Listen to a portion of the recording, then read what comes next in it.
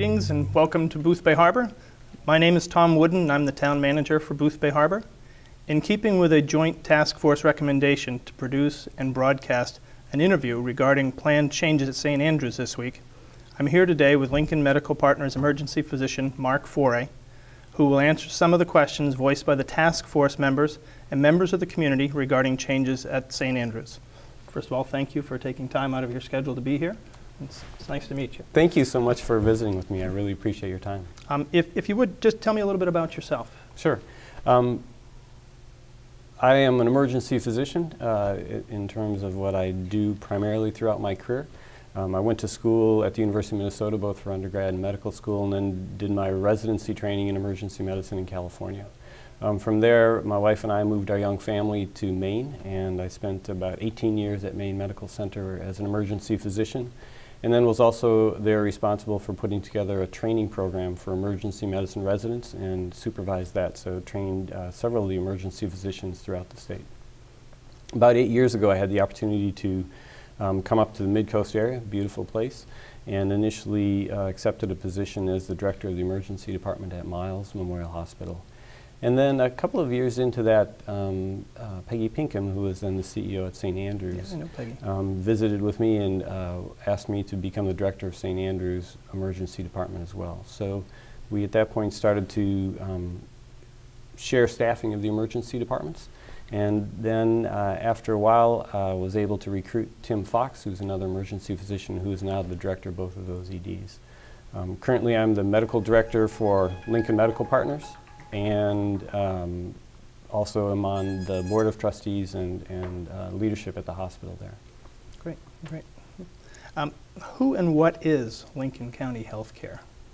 Lincoln County Healthcare is a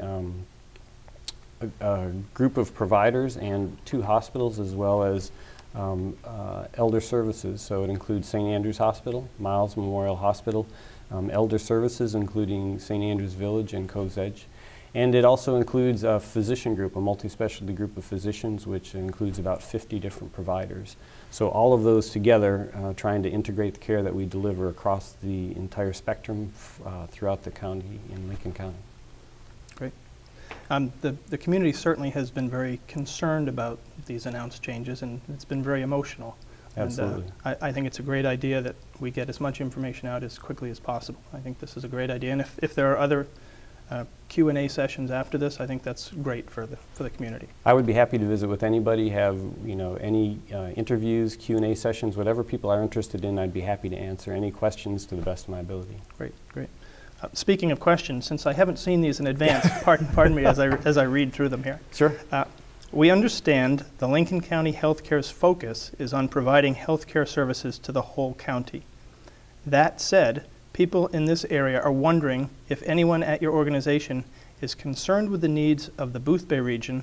Who is fighting for Boothbay? That's a great question. One of the things that oftentimes people may have a perception is that when we're providing care, we're thinking about where they're from or whether they are very wealthy or whether they don't have any money or whether they're employed or not.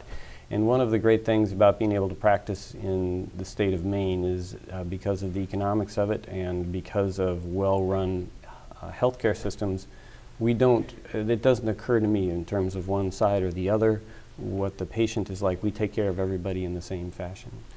So for me, it's a bit of an artificial separation to think of the population either on the Boothbay or Peninsula or on the Bristol Peninsula or in those types of areas.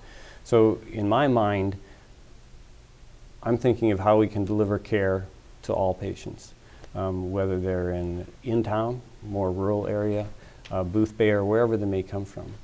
So I think it's important that we listen to input from people wherever they are in the county about their special needs, their requirements, and make sure that we meet them as best they can.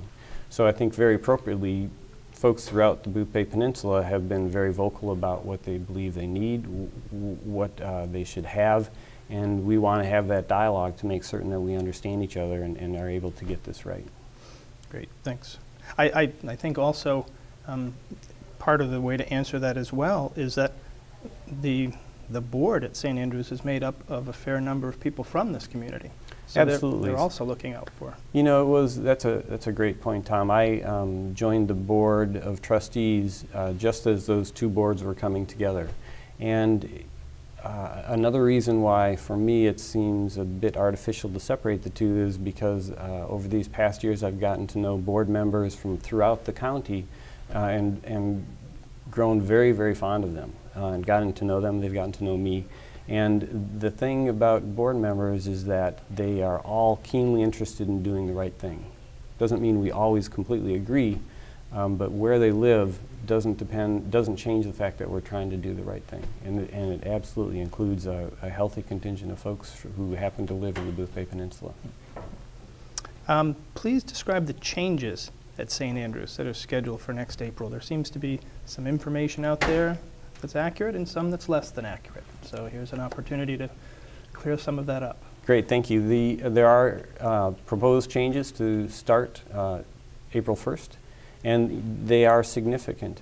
However, some people, I think, have mistakenly thought that this is closing everything that's on the St. Andrews campus, and that's definitely not true. An analogy has been that people are thinking it's going to, you know, the windows are going to be boarded up or something like that, and that's absolutely not the case. 95% of the care that we deliver there is going to continue to be delivered there. So the things that are going to change are the emergency department, which is now open 24 hours a day, 7 days a week. We'll be changing to an urgent care center, and that'll be open from 8 until 6 in the off-season, in the wintertime, and during the summertime from 8 until 8 p.m. However, during those hours when it's open, you will walk in the exact same door, be met by the same people, go through registration, be brought back into the exact same space that will be stocked with the same medications, the same equipment, and the same providers, the same nurses and doctors to provide that care. So if you walk in, we're happy to take care of you. We'll handle anything that comes through the door. Granted, if you have an emergency, like you think you're having a heart attack or a stroke, you should do what everybody describes as dial 911. The other piece that will change is that currently there are skilled nursing beds that are in the, what is the traditional hospital wing, and those will be moving out. So those are the only two changes. That is to say, there are several things that will be there and will remain unchanged. So wellness, which is growing, occupational therapy, physical therapy, will continue to be there, and speech therapy. Laboratory, x-ray, CT scans, all of the services that are there now, with the exception of what I just described to you, will still be there. Okay, great, thank you. As you know, the announced closing of the St. Andrews ED has been very controversial and has both angered and frightened members of the community. Why is Lincoln County Healthcare planning to close the ED in April and replace it with an urgent care facility? I think one of the things that I think is important to understand is that the physicians on the Board of Trustees and other physicians on the medical staff believe this is the right thing to do to provide the best care to patients. And I know that many folks have a hard time understanding how that can be true, but I'll try to walk through it as best I can, and please ask me questions where I'm not making sense. Sure. What we know is that St. Andrews is a very, very small emergency department. To be honest, Miles is a very small emergency department. St. Andrews currently sees 3,700 patients a year, which is on average about 10 patients a day.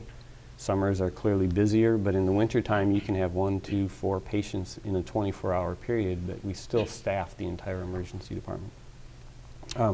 Because it is so small, it has limited resources to be able to take care of the patients that do arrive. So if it's not a critically ill patient, that's okay. But if it's a critically ill patient, it becomes difficult to provide all of the services that you can provide when you have limited resources.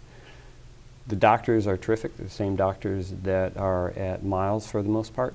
The nurses are excellent nurses. We deliver excellent care at St. Andrews. We're very proud of the care that we deliver there.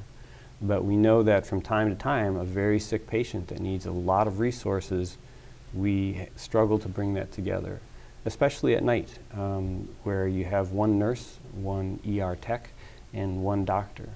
And there are resuscitations where you'd really prefer to have more hands on deck than that. And that's the area where we become concerned about being able to maintain that quality. And the question that people are, I think, most afraid of is, what happens if I'm in the ambulance and I'm very sick? And our belief is that the Boothbay Regional Ambulance Service is excellent. It's my belief.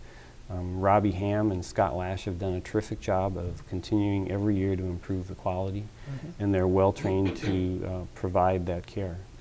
So our belief is that by partnering tightly with the pre-hospital care providers, that getting that patient to a facility that has more resources available, we can actually improve patient care. It's always a balance. Everything we do in medicine is a balance. You take an antibiotic, people oftentimes forget that you can have a severe allergic reaction and die from that. I've seen that. I've cared, unfortunately, for patients who died from allergic reactions to antibiotics. But so there's always a balance. And we as physicians are always sorting out that balance, not only at the bedside with the patient, but when we're looking to sort out what is the best way to build a system to take care of patients. And that's why we believe that making this change will actually allow us to continue to improve care for patients. Great, thank you. Thanks. Lincoln County Healthcare has offered a somewhat confusing explanation for these decisions, citing financial constraints as well as quality concerns. Which is it? Is the decision based on financial constraints or other concerns? You know, that's a great question, and it's the easy answer off the top of your head is it's complicated, but I will take a stab at trying to explain that. So it's both, and this is, in my mind, one of those situations where doing the right thing from a financial standpoint is also doing the right thing from a quality standpoint. So if you think about it, one of the biggest challenges has been that rural hospitals have been, in general, seeing less volume, less patients. And at St. Andrews, that's no exception. We, 5 years ago, saw 4,700 patients a year in the ED at St. Andrews, and we're now down to 3,700 patients a year. That's a 20% decrease. And with that, you end up having the challenge of financing or paying for all those providers we talked about, even though there's no patients there. And that becomes more and more difficult. At the same time, you have the state not only paying very, very little for the patients that are on main care, but they're behind, years behind in their payments. Medicare, as we know, for a lot of important reasons, is cutting back on the money that they pay for health care. Private insurance plans are saying we can't afford to pay all the difference. They're cutting back. And then you have patients who are private pay. It's very important that we pay attention to how much health care costs. The good news is that we're learning, especially over the past 10 years, that oftentimes less expensive health care is better health care. As an example, we know that if your likelihood of having a certain type of surgery is in part dependent on how many of those types of surgeons are around. It's really interesting. So thoracic surgeons are terrific doctors, but if you live around a group where there's a ton of them, usually big cities, you're much more likely to have coronary artery bypass surgery. The interesting part is if you compare that to folks in rural areas, they don't have better outcomes. So we're trying to sort out when is the right time to do that procedure. Similar example is if you have back problems and a herniated disc in Los Angeles, you're 6 times more likely to get surgery than you live in New York. Why is that? And what we found is that even if you spend a lot more money, that doesn't necessarily give you better care. In fact, over and over, we're learning the outcome is worse. You don't do as well. So there's no doubt that from a financial standpoint, as you have volumes decrease, each year the ED volume gets smaller and smaller, it's harder and harder to pay for that. And you have less and less money to pay for resources, whether you have x-ray technicians in the hospital or laboratory personnel, whatever those things are, it becomes harder and harder to do that. But in this situation, while we know that financially you can't go forward, we also know that if you don't do something over and over again, if you're not practiced at it, your skill sets start to become not as good as they were. And so for both of those reasons, it makes sense that we need to make this move, and now is a good time to do that. Thank you. Is there any way you and your colleagues will consider changing your minds and keeping things the way they are?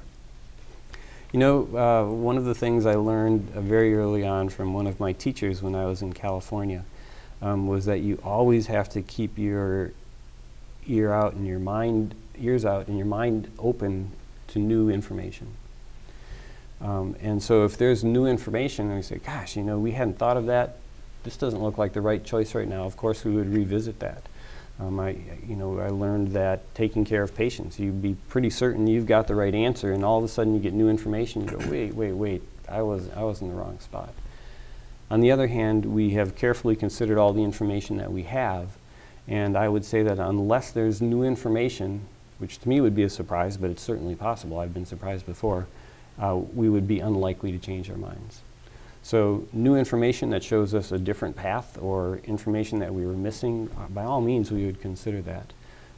That being said, we spend a lot of time looking at it, talking with people, sorting out as best we can. We think this is a good decision, but obviously the folks in Boothbay are very interested in exploring other information, and if they are able to teach us something new, we should reconsider the decision. You mentioned you'd spent a lot of time. How long had you been discussing these changes? I know it's been quite a while. You know, I don't have the exact start, but it had been several months where we engaged a consultant to come talk to us. We talked about strategic planning several months ago, and recognizing that in order to provide the best care, we would need to look at what services we would provide where, and what can we continue to do and do very well. For emergency physicians, these questions have been in the back of many of our minds for a long time. So I'll give you an example. When I first came up and looked at this job from Portland 8 years ago, I remember interviewing then with the CEO at Miles, and one of my first questions was, do you have enough patients for all these emergency departments? I mean, yeah, one. I think maybe even Bath and Brunswick were still there, but even with Midcoast, St. Andrews, Miles, Penn Bay, do you really have enough to have this going forward? Because I was concerned that there may not be enough patients. Mm-hmm. And again, while I'm very, very proud to provide the care that we do at St. Andrews and at Miles, from my first shift, I was aware that this is a concern. And if we don't have enough patients, if it doesn't grow, we're going to have a real challenge on our hands. We brought in some really, really terrific physicians. And despite having that, and I think a pretty good reputation in the community, unfortunately the number of patients we see has continued to go down. I felt a bit guilty or bad about that and thinking we should have done something different, but one of the really helpful pieces from our consultants was that they came in and showed us that that's not just us. We're not unique. All across the country, small rural hospitals have less patients coming to them and less patients coming to the emergency department. And there's a few reasons for that. One is they're going to bigger hospitals. There's some preference to that. They want to go to the academic center or whatever that is. But the other part, which is actually great news, is emergency department visits are starting to come down. They've grown just dramatically over the years, but all of a sudden they've halted and in some shops started to go down. And that's a great sign, because you don't want to have to use the emergency department. Why is that?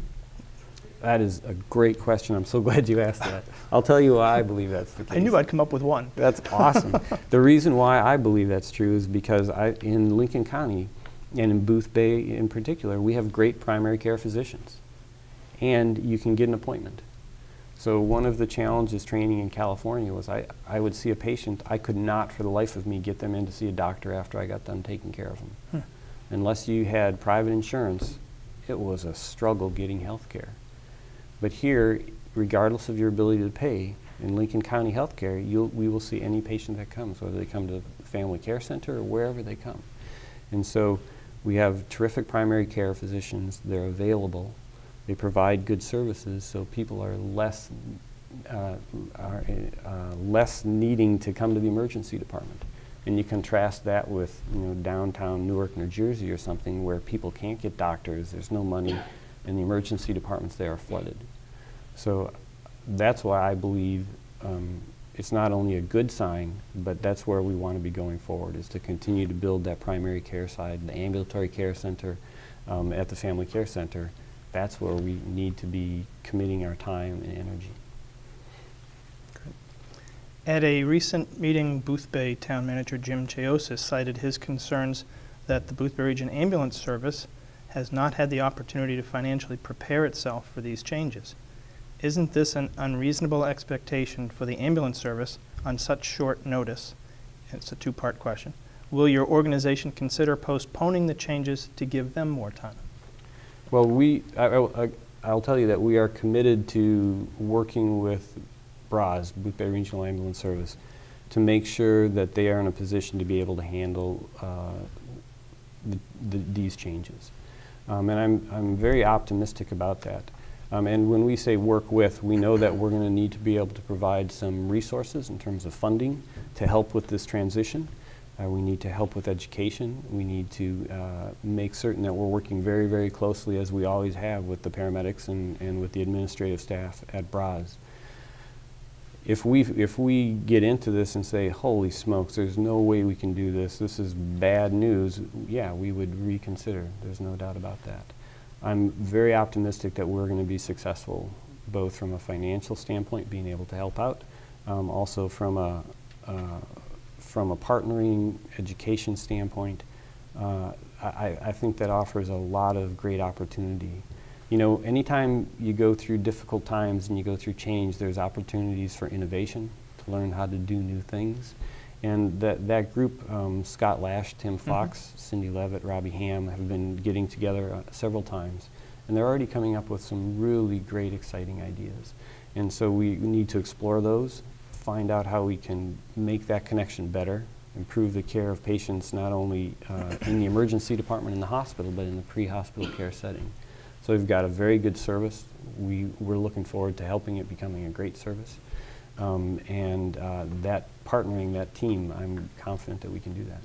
One of the things I've heard, and I would assume Jim Chaosis has as well, is that there have been comments that, oh, the ambulance service will need another ambulance. And we know how expensive those are. Right. And that since the communities contribute to a percentage of the ambulance's budget, that people's taxes will go up for that. I don't know if it's too early in the process to know that or not, but that's certainly one of the concerns that I hear. Right. And I don't know if you've addressed that yet with... Understandably so, and those are some of the you know, real hard work to sort out what do we anticipate the additional costs, if there are going to be some. How will those be addressed by reimbursement for the work that they do provide? And that's some of the modeling that they're looking into, and then recognizing that that planning is not going to be deadly accurate, so oops, it's not going to be completely accurate, so we may need to adjust that and to make certain that we give the appropriate amount of attention to make sure that we do the work that we need to do. So one of the things we need to keep in mind is that, like in all things in emergency medicine, it's quite variable. So it's very common to have a very limited number of transports, especially in the off season. You know, a one a day is a very common number. Certainly can get much busier than that, and we need to prepare for it. So absolutely, we need to look at that closely. Another example, when we made the decision a few years back to no longer do acute admissions to the hospital, people in Boothbay were understandably concerned about that. Very similar process. We were averaging 3 patients in the hospital, of hospital patients. You can't run a hospital with just 3 patients. It just doesn't make sense. You don't do it enough. It's too expensive. The nurses aren't comfortable taking care of a wide range of illnesses when they've got so few patients to keep their skills up, to stay at the top of their game, at the top of their craft. And I remember distinctly going down to meet with the entire staff of Boothbay Regional Ambulance Service, and they were not happy about it, really unhappy about it, and voiced similar concerns. How are we going to do this? How can we do the transports to Maine Medical Center and to Miles? And one of the things that happened is those transports ended up being a very good financial deal for the ambulance service. I don't know whether we could predict that. And throughout that, they were able to build and make their ambulance service stronger every year. So when we went into that one, we thought, oh, this is going to be trouble. And with really good work, it turned out to actually be a great opportunity for the ambulance service to become stronger and stronger. So we're going to have to work through that. There's no doubt about it. It sort of leads into the next question. Is the ambulance service clinically ready for this change? And if not, what are you doing to help them get there? Right, so there are a couple of comments about that. I'm not sure which to do first. The first one is help them get there. Yes, so they want to have, and it's appropriate for them to have, more providers who have increased levels of training. So pre-hospital care providers generally are broken down into 3 groups: EMT basics, intermediates, and paramedics. And the current plan, as I understand it, is to train some of the basics to become intermediates to increase their skill set. And we are very committed to making sure that we can help those providers get the additional training that they need. And that will be an important addition to it. That's one part of the answer. Here's the second part of the answer. I spent my entire career training physicians and helping to train nurses and other people that provide care. And almost always, and especially with very good providers, they're worried about their skill set, and they think, I'm not ready for this. And part of the job of training young physicians is to give them the reassurance that they are. And I can tell you that the skills of the paramedics and other EMT providers at BRAS are excellent. And I can tell you that when I take care of patients, I still get nervous. It's like, oh, God, I wonder if this is the right thing to do. You know, I haven't seen this in a while. I think all conscientious physicians feel that way. And so part of this is going to be reassurance. Part of this is to make sure that our communication when the patient is in the ambulance is tight and clear, that we continue to teach on a case-by-case basis. So from that standpoint, my personal belief is that they are much more ready than they give themselves credit for. And I will base that opinion on the fact that I was responsible for an EMS system in California. I was the medical director of MedQ, which is Portland's EMS service, when I was down at Maine Medical Center. I was the medical director for Waldoboro in central Lincoln County and for Boothbay Regional Ambulance Service. And they're a top-notch service. And you know, a lot of that is due to the good hard work they've done over the past 5 years to make themselves such a solid, classy outfit. Great, thank you. Now, people in this region are upset that this was dropped on them so suddenly. Right. A little communication issue, as I recall. Yep. Right. They're concerned for their safety. Yep. Can an urgent care center meet their needs? What will the residents do with emergencies in the middle of the night? It's also a terrific question. There's a few questions in there, I think, actually. And so if I forget the latter part of the question, please remind me. Okay. So the first part is the communication piece. You know, I think there is no doubt that we could have done a better job at communicating. You know, one of the things that we are reluctant to do in healthcare, but I think is true of everybody, is when you've got problems, you usually don't call the newspaper and say, hey, we got a problem, you know. It's just not the natural thing to do. So when you've got volume decreasing in the ED at St. Andrews, you know, it wasn't on the top of my mind to say, gosh, you know, we should connect with the Boothbay Register and let them know volume's dropping. In retrospect, that was probably the right thing to do. I mean, there was nothing to be ashamed about. We were providing terrific care. People just weren't coming. So I think there was a lot of information that we could have gotten out that people would have been more prepared for. Another thing you don't usually say is, we've got financial problems. I mean, it's there, we got that information out, but we should have had that out more clearly. So people, I think, are fair in saying that they were surprised. That being said, anytime you close a hospital, a school, a church, there's just a tremendous attachment, and understandably so, and it's a very, very difficult thing to have to consider. So I think addressing some of those challenges, we should have expected them more as well, and been better prepared to address them and connect with people a bit more quickly. The second half of your question, do you want to tell me again? It's sort of a two-parter, but I mean, can an urgent care center meet their needs? Right. And I think people are very concerned about what happens when, in the middle of the night, when they need. Right.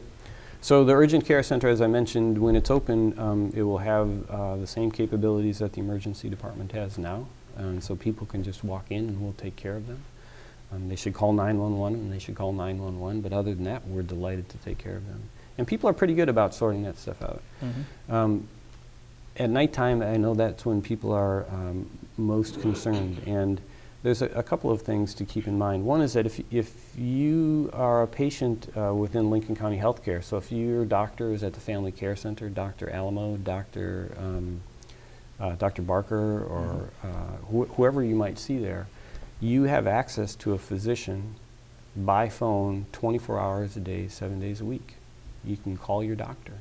Now again, if you're having chest pain or somebody's unconscious or all of a sudden you can't speak and your arm is weak, signs of a stroke or a heart attack, you should just call 911, just like all the ads tell you. But if it's unclear to you, you can contact a physician in the middle of the night. So those are a couple of really important pieces. If you are really ill, you should call 911. And again, then you're going to have a trained paramedic who can be in instant contact with a physician, and they have a wide range of skill sets. They can treat irregular heart rhythms with electricity, shock you back. They can put a tube in and breathe for you. They can give you medication to treat severe allergic reaction. They've got lots of medications that they can use in the box, and some of them they know just to use on their own. Other ones they confer with the doctor and decide what to do. And it's that skill set, those tools, and the ability of the ambulance to get to you quickly that should be very, very reassuring. It's very common to have a 20 or 25-minute ride to the hospital. And in Portland, where I spent a good chunk of my career, if you lived in Windham, it's a pretty big town, people don't talk about their concerns about getting to Maine Medical Center, but they're 25 minutes out. True. They call an ambulance, they come, they take them in. Cities throughout the country, that's a very, very common, completely acceptable amount of time to get to a hospital. The great news is you've got paramedics who can start treatment in the ambulance as soon as they get to you, in the home or in the ambulance, and they have connection with the emergency physician immediately if they want to connect with them. Great, thank you. You bet. Regardless of what time of day, patients needing emergency care will need to be transported by ambulance to other hospitals after April. Right. Doesn't this present an increased risk to patients who will need longer ambulance rides? I'm not sure if I understand the question, so if I'm not getting to what you're thinking, tell me. One of the things that folks need to remember is that we don't admit patients to St. Andrews except in rare occasions to the hospital anymore for the reasons that we talked about. So they all require transport somewhere if they're sick. So there's nothing new about that. So one of the key things to remember is that they can go by helicopter. So the helicopter can still use the pad. If you come into the urgent care center and it turns out you didn't really recognize it was a heart attack, or like a lot of guys, they say, I'm just toughing it out, I'm not calling anybody, and they're having a big heart attack when they walk in, we will get the same care and transport them to Maine Medical Center as needed. If they're in a great deal of trouble and they need the services of the helicopter, we can call the helicopter. They'll still land, be the exact same process. That doesn't as change before. when it loses its hospital designation. That's still available, No, a yes, viable absolutely. option. Yeah, absolutely, if you're in an urgent care center. The other thing is, especially in motor vehicle accidents, the paramedics have the ability to call in the ambulance right to the scene. Bring them to the highway, the helicopter lands, takes you directly to Maine Medical Center. So the transport to other hospitals is unchanged in my mind with this model. So the connection between the physician and the paramedic in the ambulance can help direct them if need be, if there's a special need, for instance. But those types of transfer and prolonged transports, so paramedics get in the ambulance in the back with a very sick patient and drive an hour and 10 minutes to Maine Medical Center all the time right now. I think where that question's coming from is, at least what I've heard from some people, is that there's a belief that they can't stabilize you as well in an ambulance as they can in an emergency room. And maybe you could, address that issue as far as, is there a big discrepancy between stabilizing someone in an ambulance or in an emergency room? There, you can do, well, it depends on the emergency department. True. So Yeah. as an example, if you're talking about Maine Medical Center, you can assemble a team of 20 people in a matter of a few minutes, which is different from Miles, where you can assemble a team of 10 plus patients in a few minutes, or St. Andrews, where you're limited in terms of how quickly you can assemble a team, and the folks on the team is also limited. So with each step in terms of the size and scope, you have more that you can do. So at Maine Medical Center, you have a trauma surgeon in the hospital, and you have operating staff in the OR waiting right there. And that's different from Miles, where we have a surgeon who can come in, and we can bring in an anesthesiologist to take them to the operating room, but you have to have a little bit of time. So yes, you can do more stabilization in an emergency department. And the question is, how much stabilization you can do depends on the size of the emergency department and the personnel that you have there. So yeah, potentially you could have, during that 20-minute window, something could go wrong. But one of the things Dr. Fox did was look at the last year's worth of patients, critically ill patients that came to St. Andrews Emergency Department, reviewed every one of those charts and tried to discern whether having that additional 20-minute transport to Miles would have negatively impacted the care. He thinks something bad would have happened or could likely have happened, and it's his opinion as a, I'll tell you, I think really an outstanding physician, that he didn't find a patient like that. So could it happen theoretically? Yes. Is it likely to happen? Very rarely. Is there, when you get there, are there more services that could impact in our ability to save your life at that point? Absolutely. Okay, thank you. People are concerned about their access to a physician during off hours. Who Right. can, and I think you've sort of touched upon this to some Right. degree, who can they call if they aren't sure about their condition? Right. So this will be a plug to say, get a doctor. Because if you don't have a doctor, you don't have a lot of places that you can call. Right. If you call the emergency department, we're not going to offer you medical advice over the phone because we don't know who you are. It's extraordinarily difficult to do that over the phone. However, and so, and we also know that if you get preventive services, if children get their immunizations, if adults get their exams and screening tests for cancer, that they live longer and they're healthier. So if you do that, and you should as a patient, then you have a doctor and somebody who's on call 24 hours, 7 days a week. And that's an important asset. That's an important resource. So I would encourage everybody to do that. And I think people are not really aware that they can make that call. The great news is, for primary care physicians, patients are very respectful of that. And if they've got a minor thing that they're pretty confident is minor, they don't wake somebody up in the middle of the night. But if they're worried, they should and do call. And the pediatricians, understandably, probably get the most calls, because being scared for one of your kids is the worst feeling I know of, having raised 3 children. Yeah. So they get a lot of phone calls, which is completely appropriate, and they know that's part of the territory. Right. Back to the communications. Good. What is Lincoln County Healthcare doing to improve its communications going forward? Coming here? This is certainly helpful. Yeah, this is definitely helpful. Yeah. So we are trying to find good venues that we can connect with people. And I'm happy to connect with people in basically any place. And this is a great way to do that by using audiovisual equipment and getting to a lot of folks. And this is, I know, a very well respected and very often accessed form of communication in the Boothbay Peninsula. Another thing that I would encourage people to do is read the newspaper. And it's great to read letters to the editor. It's great to read the editorials. But some of them, right? Not all of Well, them. I think you should read them. But my plea is, please read the other stuff too. Yeah. So Sue Mello is a terrific reporter. She does great research. She writes really well. And on their webpage, they've got all of the articles that have been put together, just one after the other. And I can tell you, I read a huge amount of stuff on healthcare. And you will not find better writing describing what's going on in healthcare than what you have in the Boothbay Register.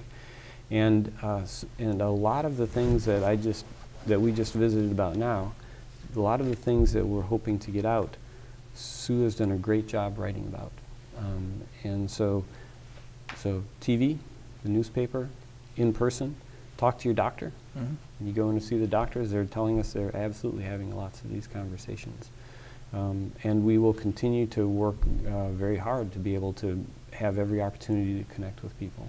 And as one of your first questions pointed out, we're interested in gaining new information.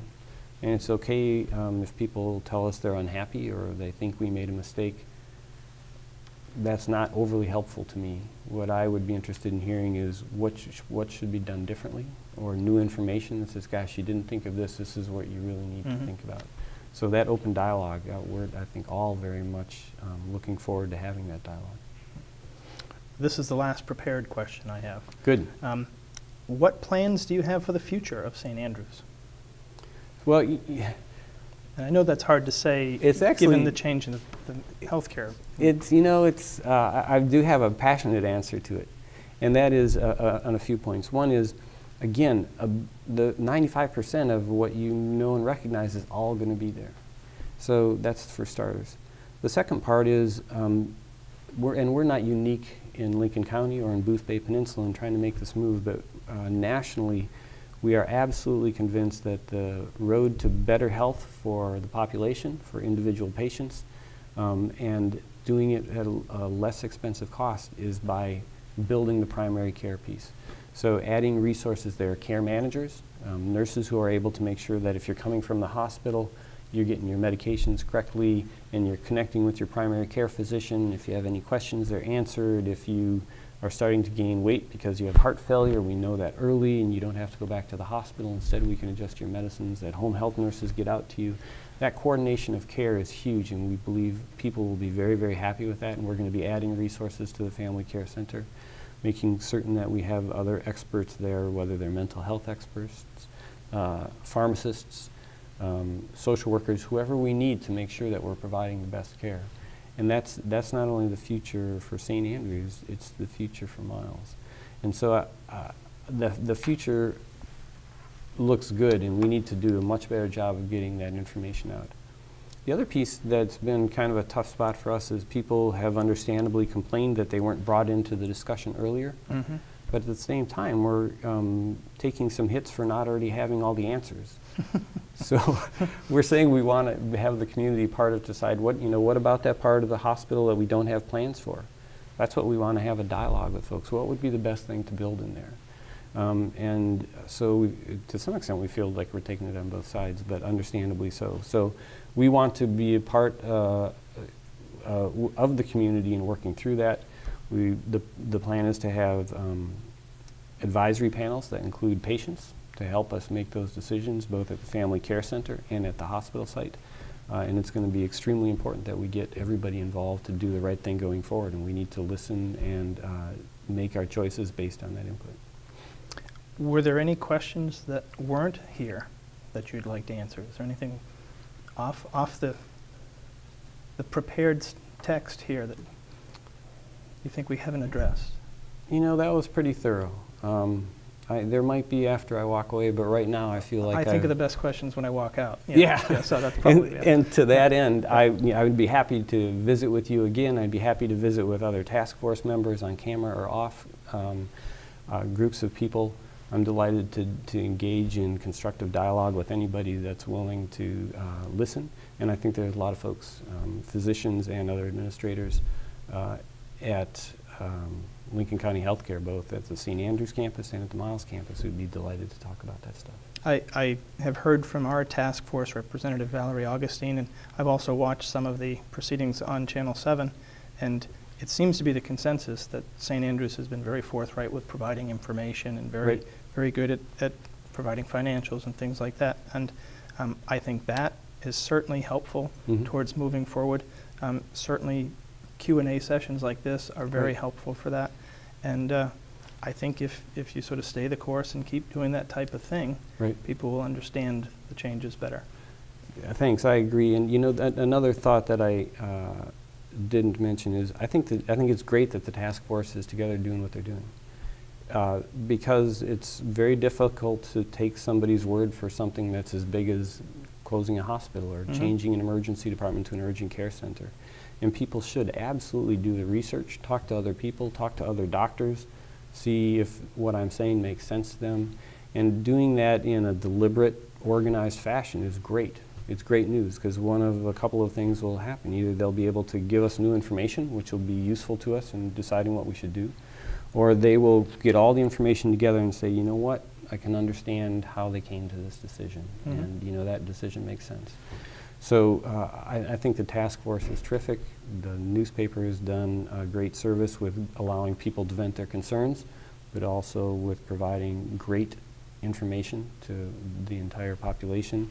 And the folks who are now going to be able to start to have a part of this conversation, not only with the task force, but with folks from Lincoln County. I think that's all really, really positive.